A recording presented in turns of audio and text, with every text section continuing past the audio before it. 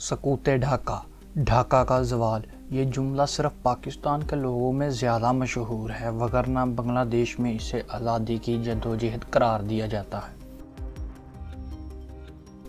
7 دسمبر 1970 کو پاکستان میں پہلے عام انتخابات ہوئے۔ الیکشن کے نتائج آنے میں 24 دن کا وقت لگا۔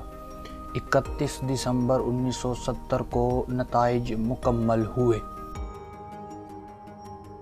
15 فروری 1971 کو صدر یحییٰ خان نے قومی اسمبلی کا اجلاس بلانے کا اعلان کیا۔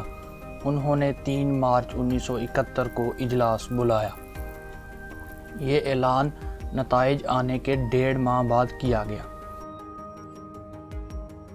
مارچ 1971 جو پاکستان کی تاریخ کا ایک اہم مہینہ تھا، ذوالفقار علی بھٹو اور دیگر جماعتوں کے سربراہان نے شیخ مجیب الرحمان کو حکومت دینے سے انکار کیا کہ وہ اپنے 6 نکات کو لاگو کرنا چاہتے ہیں، جس سے پاکستان ایک مضبوط ملک نہیں رہے گا۔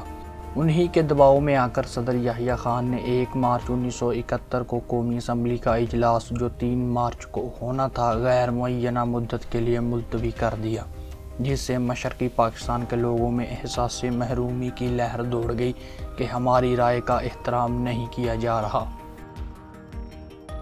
7 مارچ 1971 کو شیخ مجیب الرحمان نے ریس کورس گراؤنڈ میں بڑا جلسہ کیا، جس میں انہوں نے خطاب کرتے ہوئے کہا کہ آج کے بعد مغربی پاکستان کی حکومت کی کسی بھی ہدایت پر عمل نہ کیا جائے۔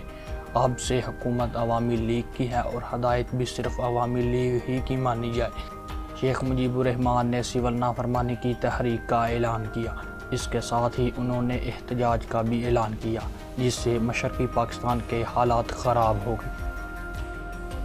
15 مارچ 1971 کو صدر یحییٰ خان شیخ مجیب الرحمان سے مذاکرات کے لیے ڈھاکہ پہنچ گئے۔ اس کے بعد ذوالفقار علی بھٹو بھی ڈھاکہ پہنچ گئے۔ تینوں کے درمیان کئی بار مذاکرات کا عمل ہوا۔ شیخ مجیب اپنے 6 نکات پر ڈٹ گئے۔ صدر یحییٰ خان اور ذوالفقار علی بھٹو نے ان کے 6 نکات ماننے سے انکار کر دیا۔ ذوالفقار علی بھٹو 24 مارچ 1971 کو ڈھاکہ سے واپس کراچی پہنچ گئے۔ اس سے اگلا تاریخ ساز تھی 25 مارچ 1971۔ صدر یحییٰ خان ڈھاکہ سے اسلام آباد واپس آ گئے۔ اسی دن فوجی آپریشن سرچ لائٹ کا اعلان ہوا اور اسی رات کو 25 مارچ کی رات کو شیخ مجیب الرحمان کو گرفتار کر کے ڈھاکہ سے راولپنڈی کی اڈیالہ جیل منتقل کر دیا گیا۔ فوجی آپریشن کے اعلان کے بعد صوبہ بنگال میں ہلچل مچ گئی اور لاکھوں بنگالی بھارت کی طرف ہجرت کر گئے۔ اگلے دن آزادی کا اعلان 26 مارچ 1971 کو عوامی لیگ کے رہنماؤں نے انڈیا کے شہر کلکتہ میں پریس کانفرنس کرتے ہوئے بنگلہ دیش کی آزادی کا اعلان کیا۔ گوریلا تنظیم، شاید آج کے دور میں بھی کوئی ایسا دنیا کا ملک ہو جہاں حکومت کے خلاف کوئی باغی تنظیم موجود نہ ہو۔ اسی طرح ایک تنظیم مکتی باہنی جو صوبہ بنگال میں تھی، بھارت نے بنگال کے ایسے حالات سے فائدہ اٹھاتے ہوئے مکتی باہنی کی مدد شروع کر دی۔ بھارت نے مکتی باہنی کے لوگوں کو ٹریننگ، اسلحہ اور مالی امداد شروع کر دی۔ بھارت نے یہ بیان دیا کہ پاکستان کی حکومت بنگال میں انسانی حقوق کی خلاف ورزی کر رہی ہے اور انسانی حقوق کو پامال کیا جا رہا ہے، جو بھارت سے برداشت نہیں ہو رہا۔ مکتی باہنی کے لوگوں نے اس آپریشن کے خلاف کافی مزاحمت کی۔ بھارت کی چال، بنگال کے معاملے پر چین، عرب دنیا اور امریکہ پاکستان کے ساتھ کھڑے تھے، جبکہ بھارت نے سوویت یونین سے اگست 1971 کو ایک انڈو سوویت ٹریٹی کا معاہدہ کیا۔ اگر بھارت پر کوئی حملہ کرتا ہے تو سوویت یونین اس میں مداخلت کرے گی۔ ایک بڑی ریاست کے آ جانے سے بھارت کو تقویت ملی۔ 21 نومبر 1971 بھارت اور پاکستان کی فوج کے درمیان بنگال کی سرحد پر جھڑپیں ہوئیں۔ پاکستان نے بھارت کی ایئر بیسز پر حملہ کیا، جس کے بعد بھارت نے پاکستان کے خلاف 3 دسمبر 1971 کو اعلانی جنگ کر دیا۔ بنگال کو 3 طرف سے بھارت کی سرحد لگتی تھی اور ایک طرف سمندر۔ بھارت نے حملہ کر کے 13 دنوں کے اندر بنگال پر قبضہ کر لیا۔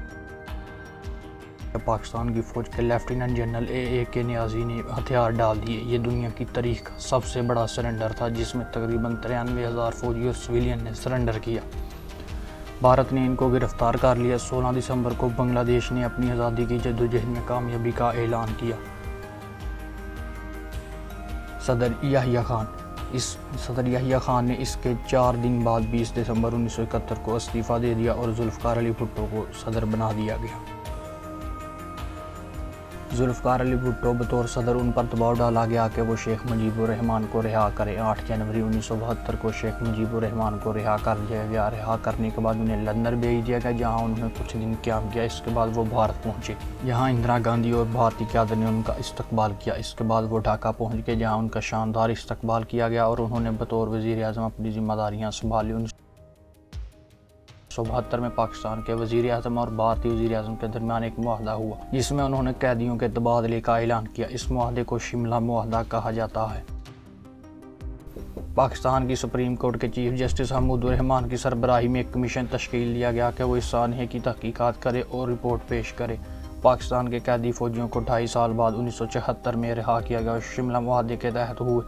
حمود الرحمان کمیشن نے بھارت سے آنے والے فوجیوں سے بھی تفتیش کی۔ حمود الرحمان کمیشن نے رپورٹ پیش کی، جس میں فوج اور دوسرے لوگوں کو قصوروار ٹھہرایا گیا، لیکن اس رپورٹ کو عوام کے سامنے نہیں لایا گیا اور اس کا صرف مختصر سا حصہ دکھایا گیا۔ اس رپورٹ کا کچھ حصہ پرویز مشرف نے 2000 میں عوام کے سامنے رکھا، لیکن حقیقت میں یہ رپورٹ آج تک خفیہ ہے۔ پاکستان اور بنگلہ دیش کے درمیان 1974 میں باقاعدہ تعلقات کا آغاز ہوا اور ایک دوسرے کو تسلیم کیا گیا۔